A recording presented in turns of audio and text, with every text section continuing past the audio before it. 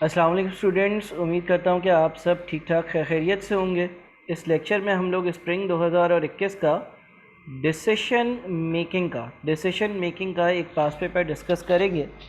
Decision making जो है वो आपके सिलेबस का एक मेन टॉपिक है और ये सवाल जो है ये काफ़ी अच्छा सवाल है जिसमें आप लोगों की एक अच्छी प्रैक्टिस हो सकती है डिसीशन मेकिंग के हवाले से। अगर हम इसकी रिक्वायरमेंट देखें before moving to solve the question, तो रिक्वायरमेंट कहता है determine year wise relevant cost of raw material, direct labour and overheads की, रॉ मटेरियल की और डायरेक्ट लेबर की जो हमारी रेलेवेंट कॉस्ट है ना वो हमें डिटरमाइन करनी है।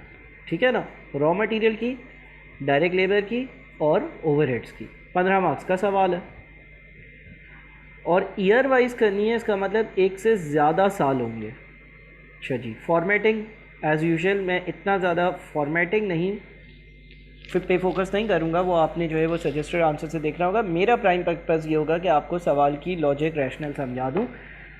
सवाल देखते हैं। सवाल कहता है Bounce enterprises BE manufactures and sells customised products. To utilize its idle facilities, BE is working on a 3 years proposal received from Joy Limited to manufacture and supply a product crystal at rupees 3600 per unit. Details of the proposal and relevant information are summarized as follows. यानी कि bounce enterprises को Joy limited जो है उसकी तरफ से कोई proposal आया कि हमें क्रिस्टल बनाकर 3600 रुपये में दो और उससे रेलेवेंट कुछ इन्फॉर्मेशन दी हुई है। आप चाहें तो आप इस वीडियो को पॉज कर कर एक बार अगर ये इन्फॉर्मेशन रीड कर लेंगे तो आपके लिए बड़ी आसानी हो जाएगी। तो काइंडली इस वीडियो को पॉज कर कर और आप इस इन्फॉर्मेशन को एक बार अपनी तौर पर अच्छे से रीड कर लें और फिर इस वीडियो को आगे बढ़ाएं। जनाब, पहली चीज़ कहता है in the first year BE will supply 10,000 units of crystal that will increase annually by 1,000 units. तो मैं साथ साथ सॉल्व करते करते जो है वो वर्किंग करता रहता हूँ। सबसे पहली चीज़ है यूनिट्स की इन्फॉर्मेशन हमारे पास है, या नंबर 1, या नंबर 2, या नंबर 3। या नंबर 1 में 10,000 यूनिट्स देने हैं, ठीक है।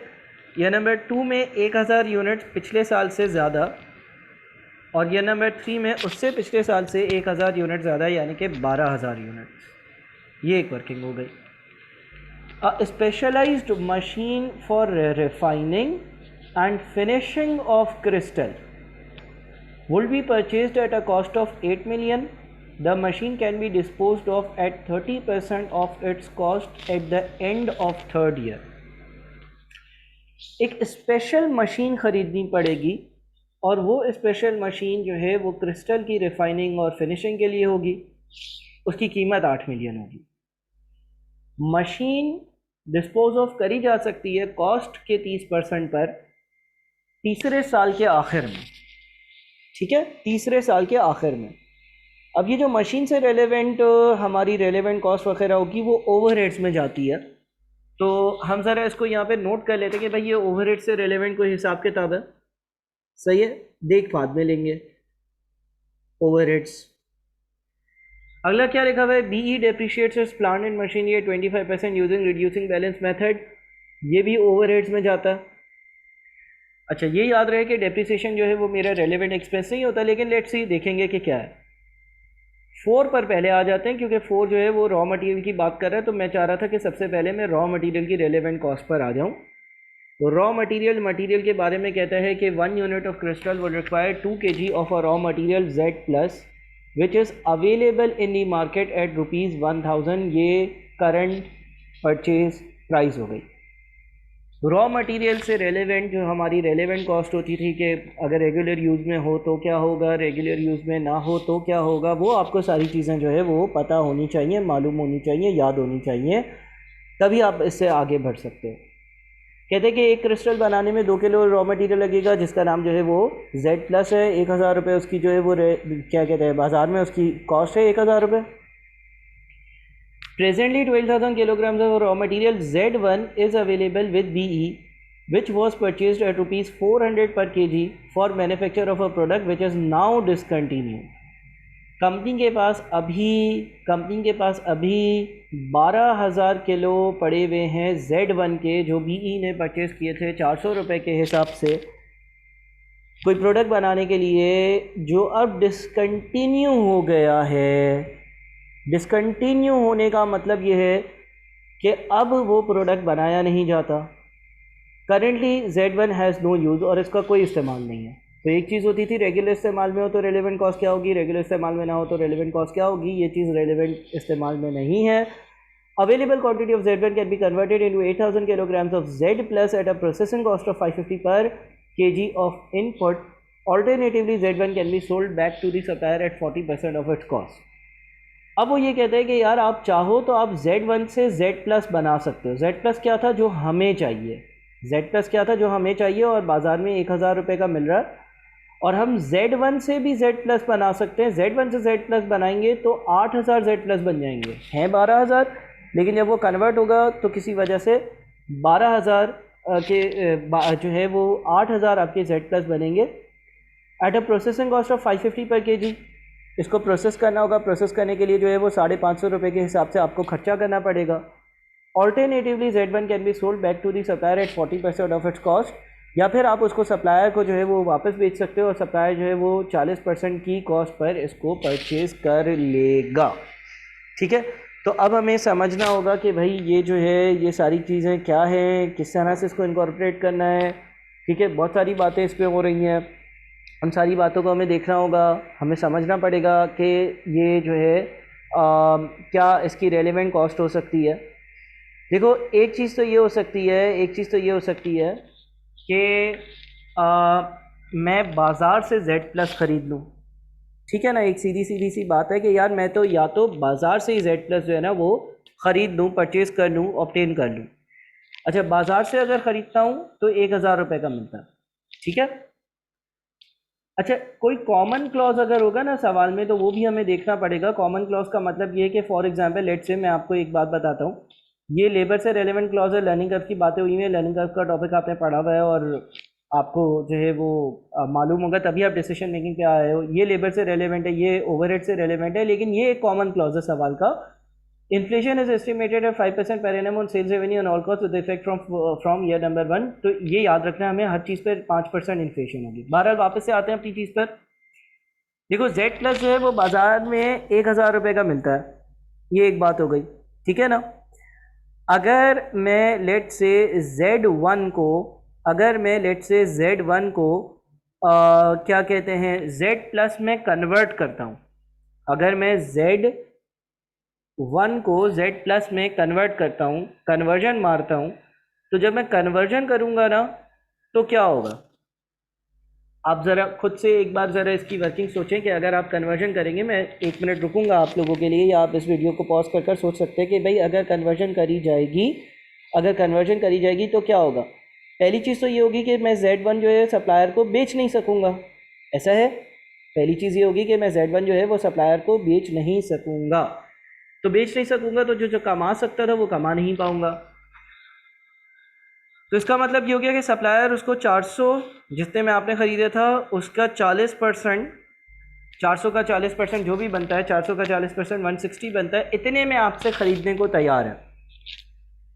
अच्छा, इतने में सप्लायर ख़रीदेगा, और Z1 कितने हैं आपके पास, 12,000 है। 400 का 40% जो अमाउंट बनता है वो 12,000 यूनिट जो Z1 के हैं वो मैं सप्लायर को वापस देकर और इतने अर्न कर सकता था। ठीक है ना, मैं ये देख रहा हूँ कि यार मैं अगर Z1 को Z प्लस में कन्वर्ट करूँ, मैं अगर Z1 को Z प्लस में कन्वर्ट करूँ तो क्या होगा। मैं यहाँ पर मटेरियल की हेडिंग डाल देता हूँ और उसके नीचे वर्किंग कर लेता हूँ। फॉर्मेटिंग थोड़ी सी आप ICAP के पास पे से देख लीजिएगा।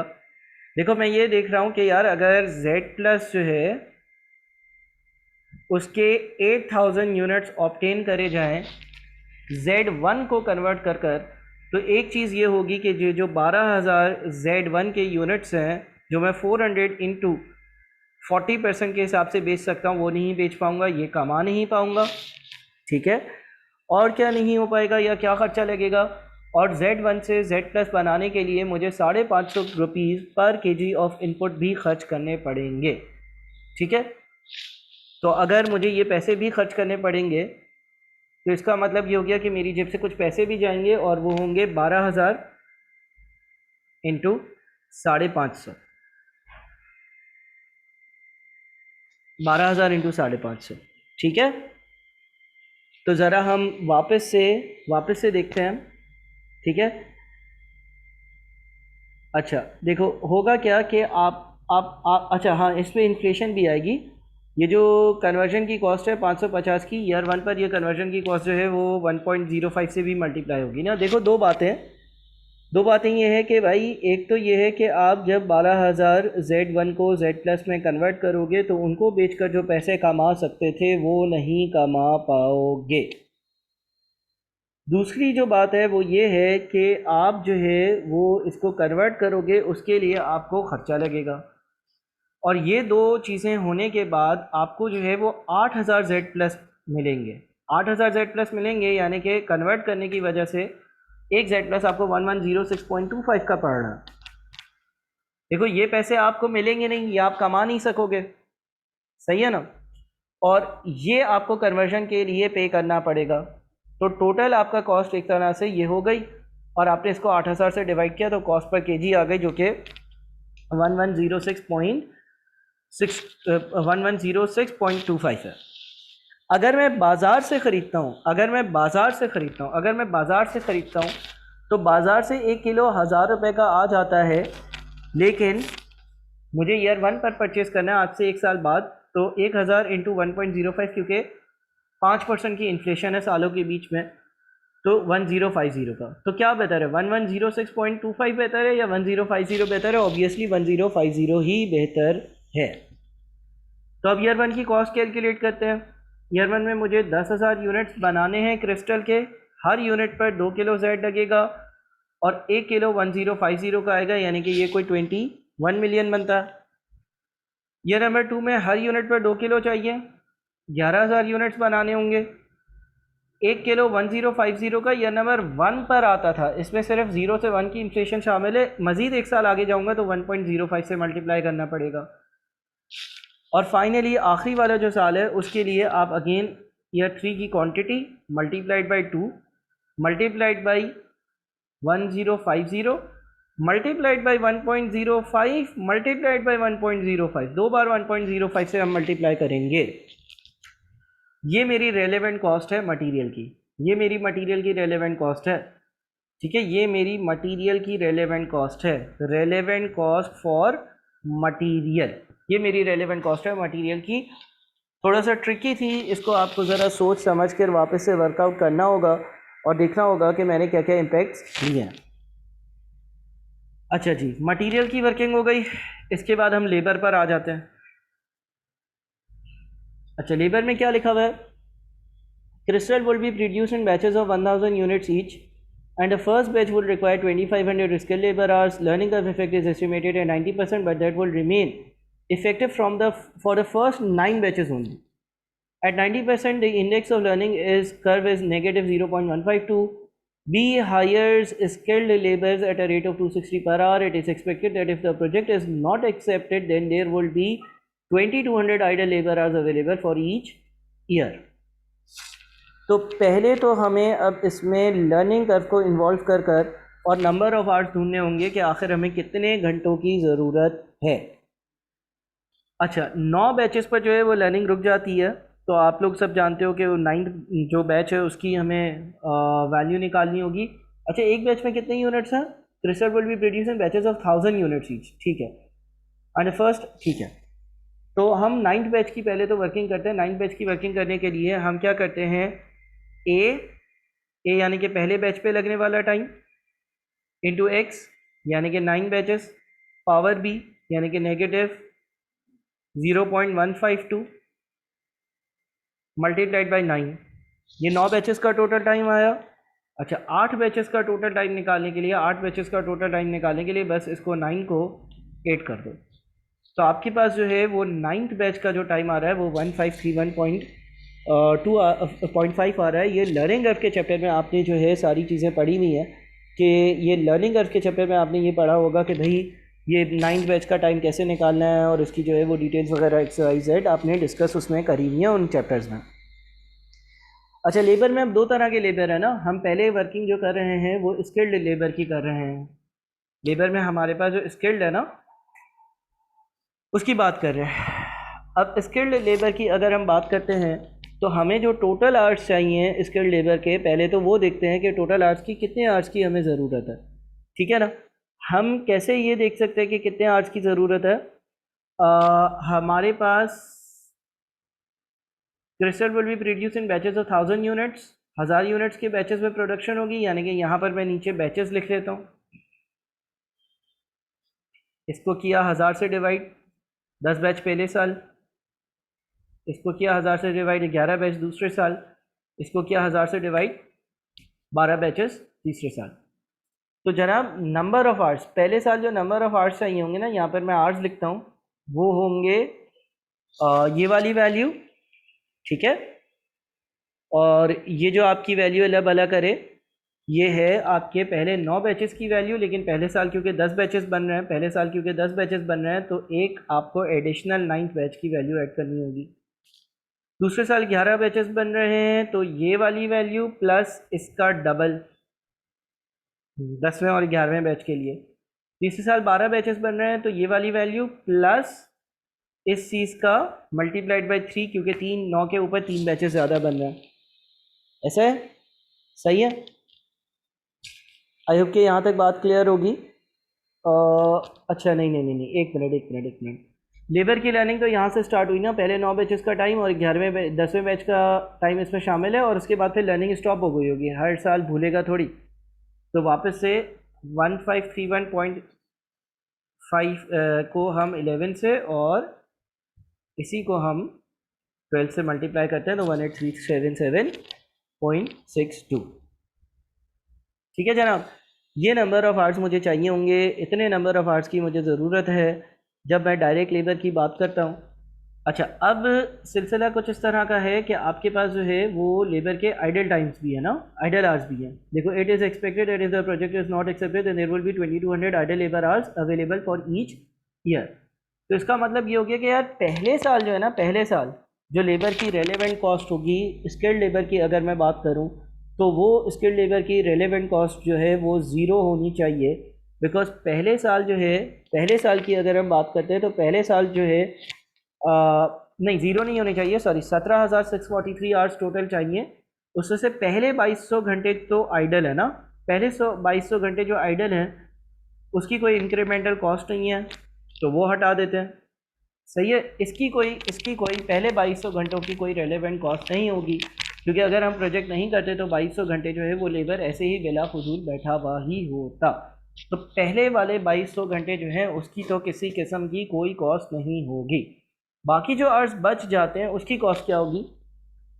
260 रुपीज़ का रेट दिया हुआ है, और जो 260 रुपीज़ का रेट दिया हुआ है वो ईयर 0 का दिया हुआ है। ईयर 0 और ईयर 1 के बीच में 5% इन्फ्लेशन है, तो आपने इसको 1.05 से मल्टीप्लाई करना है, यानी कि 4215947.446।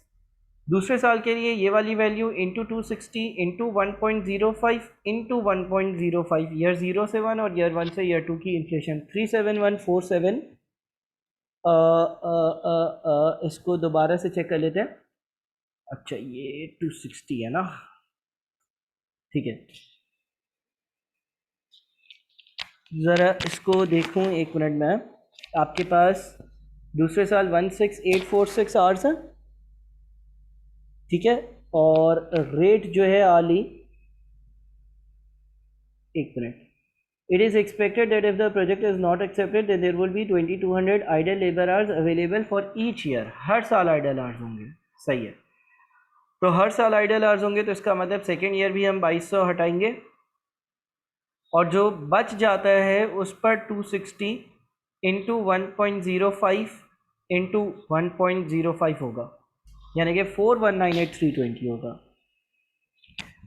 इसके अगले साल अगेन जो टोटल आवर्स चाहिए उसमें से पहले 2200 घंटे जो आइडल वाले होंगे वो हटा दो, बाकी जो बच जाते हैं उसके लिए इंटू 260 इंटू 1.05 इंटू 1.05 इंटू 1.05 यानी कि 4869181 होगा।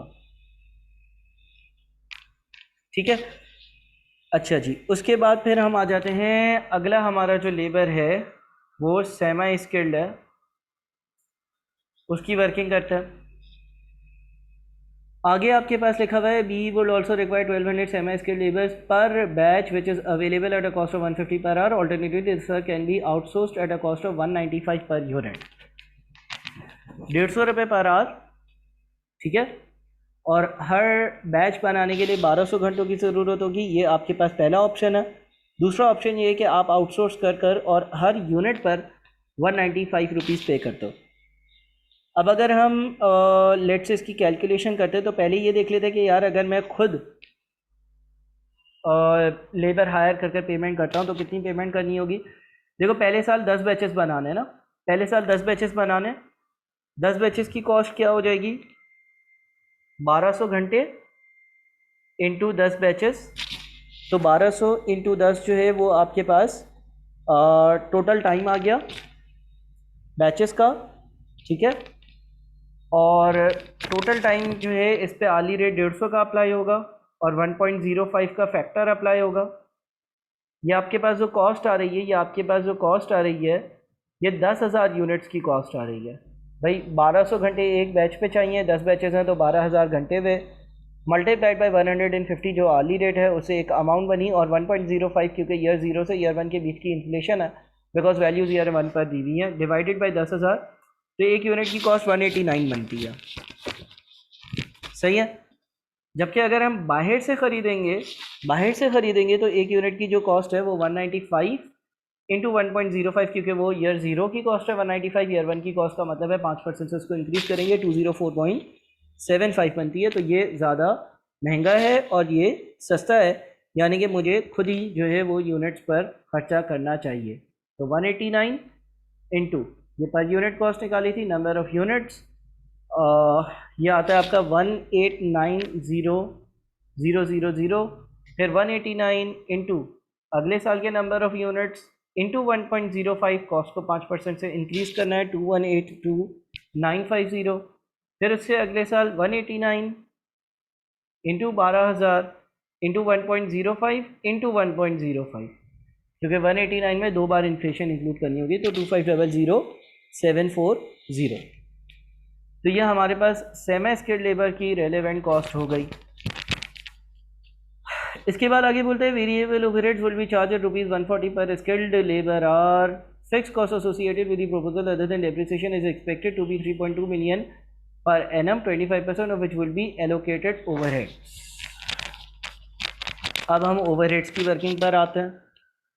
ओवरहेड्स में हमारे पास सवाल ये कहता है कि variable overheads 140 per skilled labour are होगा, ठीक है। Variable overheads 140 per skilled labour are होगा, तो स्किल्ड लेबर आवर्स तो हमने कैलकुलेट किए हैं ना, स्किल्ड लेबर आवर्स कैलकुलेट किए थे या नहीं किए अलग से? हाँ हमने किए हुए होंगे, हर साल के स्किल्ड लेबर आवर्स कैलकुलेट किए थे, कहाँ गए? नहीं हमने अलग से नहीं किए ना, ये आवर्स हैं, हाँ ये आवर्स ही हैं किए मैं। तो वेरिएबल जो है उसके लिए क्या हो जाएगा, number of hours into 140 into 1.05, ठीक है, यानी कि 2593525। अगले साल के लिए ये आवर्स है, ठीक है। शायद आवर्स में माइनस यहाँ पे कैसा ही है, ये आवर्स हो गए इंटू 140 इंटू 1.05 इंटू 1.05, 2 साल की इन्फ्लेशन यानी कि 26,00203। अच्छा उसके बाद फिर ये वाले hours multiplied by 140 into 1.05 into 1.05 into 1.05, यानी कि 2978415। अच्छा जी, उसके बाद फिर और क्या होगा भाई, और हम देखते हैं कि हमारे पास जो है वो जो डायरेक्टली एट्रीब्यूटेबल फिक्स कॉस्ट है, देखो ये बोलता है कि डेप्रिसिएशन के अलावा 3.2 मिलियन की फिक्स कॉस्ट है जो प्रोजेक्ट के साथ एसोसिएटेड है, लेकिन 25% एलोकेटेड है। 25% एलोकेटेड है, यानी कि इन एनी केस इनकर होनी थी, तो 75% मुझसे रिलेट करती है, 75% रेलिवेंट है मेरे लिए। तो 3.2 मिलियन 32000000 इंटू 75% इंटू 1.05 यानी कि 2520000। इसके बाद इसी को आप 5% से बढ़ा दो ना हर साल। फिक्स कॉस्ट की भी बढ़ती है सर, बेटा ये फिक्स कॉस्ट बढ़ रही है, लेकिन ये इन्फ्लेशन की वजह से बढ़ रही है। इन्फ्लेशन की वजह से फिक्स कॉस्ट जो है वो इंक्रीज़ हो सकती है, बढ़ सकती है। इसके बाद हम डेप्रिसिएशन की बात करते हैं कि डेप्रिसिएशन क्या हमारे लिए रेलेवेंट है। देखो जनरली डेप्रिसिएशन हमारे लिए इररेलेवेंट कॉस्ट होती है, क्योंकि कोई फ्यूचर इंक्रीमेंटल कैश फ्लो नहीं होता। 99% में हमारे लिए डेप्रिसिएशन जो है वो इररेलेवेंट होती है, लेकिन यहाँ पर हमारे लिए डेप्रिसिएशन की अमाउंट भी हमें इंक्लूड करनी होगी। वाई? बिकॉज हमने जो मशीन ख़रीदी है वो स्पेसिफ़िकली या स्पेशली इस स्पेसिफिक प्रोडक्ट को बनाने के लिए इस्तेमाल करी जाएगी, पहली बात। दूसरी बात यह कि अगर ये प्रोजेक्ट नहीं हम ऑप्ट करते तो हम ये स्पेशल मशीन भी परचेज़ नहीं करते। बात समझ में आ रही है? देखो जब लिखा हुआ आ जाए ना कि specialise machine for refining and finishing of crystal would be purchased at a cost of 8 million, तो इसका मतलब तो ये हो गया ना कि ये मेरे लिए एक ऐसी कॉस्ट है जो डायरेक्ट कॉस्ट है, यानी कि ये प्रोजेक्ट है तो ये कॉस्ट है। अगर ये प्रोजेक्ट नहीं होता तो ये स्पेशल मशीन ख़रीदता ही नहीं मैं। तो इस केस में हमारे पास ये जो 8 मिलियन वाली अमाउंट है ये हमारे लिए रेलेवेंट हो जाती है, और क्योंकि यहाँ पर एक से ज़्यादा सालों की बात हो रही है तो हम इसको स्प्रेड अप कर सकते हैं अपनी डिप्रिसिएशन के हिसाब से, ठीक है। और इसने यहाँ पर ये लिखा हुआ था BE depreciate it's plant and machinery at 25% using the reducing balance method. देखो इस स्पेसिफिक सवाल में डेप्रिसिएशन हमारे लिए रेलेवेंट कॉस्ट होगी। वैसे डेप्रिसिएशन हमारे लिए रेलेवेंट कॉस्ट नहीं होती है, लेकिन यहाँ पर आपने एक स्पेशल मशीन ख़रीदी है तो उसके लिए किया गया जो ख़र्चा है वो आपके लिए रेलेवेंट कॉस्ट होगी। अच्छा, अब इसमें दो पॉइंट ऑफ व्यू आप कह सकते हैं। और देखो आईकेप ने क्या किया हुआ है, आईकेप ने इसकी डेप्रिसिएशन को हर साल लिया हुआ है, ठीक है ना। Depreciation is not a cash flow. ज़्यादा मुनासिब मेरे ख्याल में ये होगा कि आपने अगर 8 मिलियन रुपए का ख़र्चा किया है, तो अगर आपने 8 मिलियन रुपए का आज एक ख़र्चा किया और आपने एक मशीन ख़रीद ली और वो जो मशीन है वो आप इस प्रोजेक्ट के लिए स्पेशली इस्तेमाल करोगे, तो आपने ईयर नंबर 0 या आज या ईयर नंबर 1 पर या जब भी ये प्रोजेक्ट स्टार्ट हो रहा है तब आपने एक जो है वो एक्सपेंस इनकर करा है, आपने एक एक्सपेंस करा है, ठीक है। तो आप उस दिन इसको रेलेवेंट काउंट कर लो, यानी कि ईयर 0 पर आप जो है इसको एक रेलेवेंट कॉस्ट कंसिडर कर लो।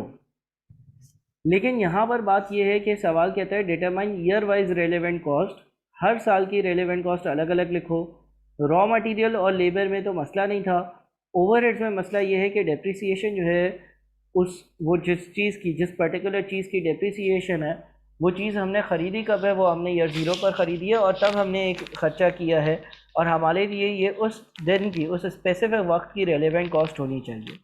बहरहाल क्योंकि सवाल में जो है वो हमें ईयर वाइज इसको ब्रेक करना है, तो हम ये भी कर सकते हैं कि हम जो है डेप्रिसिएशन को स्प्रेड आउट कर दें, लेकिन ज़्यादा मुनासिब ये होगा कि डेप्रिसिएशन को आप रेलेवेंट कॉस्ट कंसिडर करो 8 ईयर नंबर 0 और 8 मिलियन रुपीज़ का आउटफ्लो दिखाओ। और जब ये कहते हैं the machine can B disposed of eight a cost of 30% eight the end of 3rd year, तो तीसरे साल के आखिर में जो 30% है, यानी कि जो आपकी सेल्स प्रोसीड है उसको आप एक इनफ्लो दिखा दो, ठीक है, यानी कि ये नंबर 3 पर। अच्छा, लेकिन आईकेप ने अगर आप आंसर देखोगे तो करा ये है कि इसका जो गेन या लॉस है उसको रेलेवेंट कॉस्ट्स में, रेलेवेंट रेवेन्यूज़ में शामिल किया है। तो आप दोनों मेथड यूज़ कर सकते हो, आप आईकेप के आंसर्स को कंपेयर करना।